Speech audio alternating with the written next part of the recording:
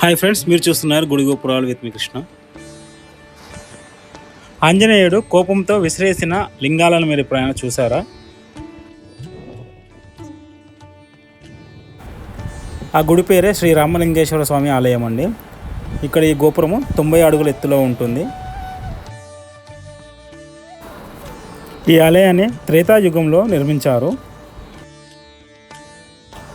సుమారు 1000 సంవత్సరాల పురాతనమైన ఆలయం ఇది.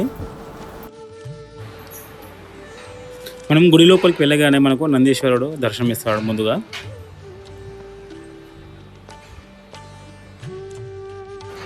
ఈ టెంపుల్ యొక్క టైమింగ్స్ వచ్చేసి పొద్దున్న 6 గంటల నుంచి మధ్యాహ్నం 1 గంట వరకు, మళ్ళీ తిరిగి సాయంత్రం 4 గంటల నుంచి 8 గంటల వరకు తెరిచి ఉంటుంది.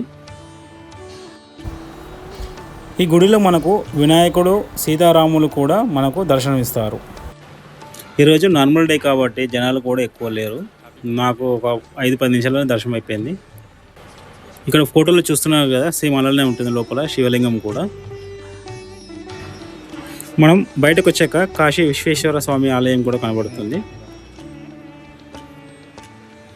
ఇక్కడంతా ఇది బయట అండి, బయట సైడు. అది వచ్చేసి మెయిన్ గోపురము, అవి చిన్న చిన్న గోపురాలు. ఈ గుడి యొక్క ప్రత్యేకత ఏమిటంటే, ఇక్కడ ఉన్న శివలింగము స్వయంభుగా వెలిసినది. శ్రీరాముడు రావణుని చంపి అయోధ్యకు తిరిగి వస్తుండగా ఈ కొండపైన ఆగాడు.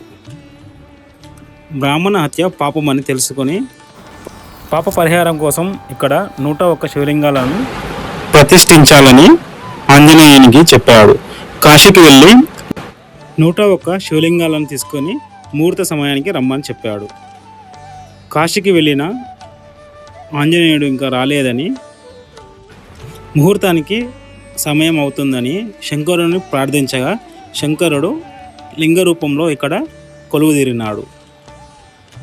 అంతలోనే వచ్చిన ఆంజనేయుడు చూసి అలిగి తను తెచ్చిన శివలింగాలను చుట్టుపక్కలకు విసిరి వేశాడు.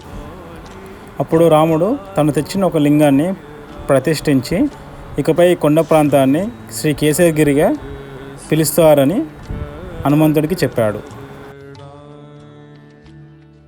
ఇప్పుడు మనం ఈ కేసరిగిరి కొండను కీసరగుట్టగా పిలుస్తాము. చూస్తున్నారు కదా మీకు లింగాలు అక్కడొకటి ఇక్కడొకటి కనబడుతున్నాయి.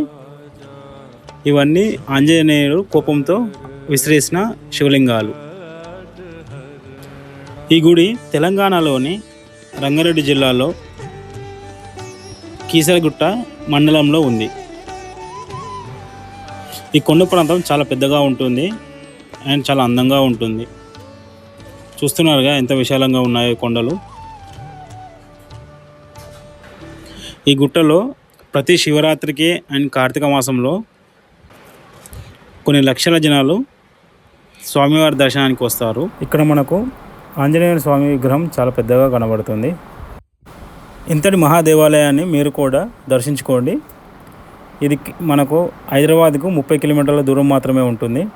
వీకెండ్లో ప్లాన్ చేసుకోండి. Thank you.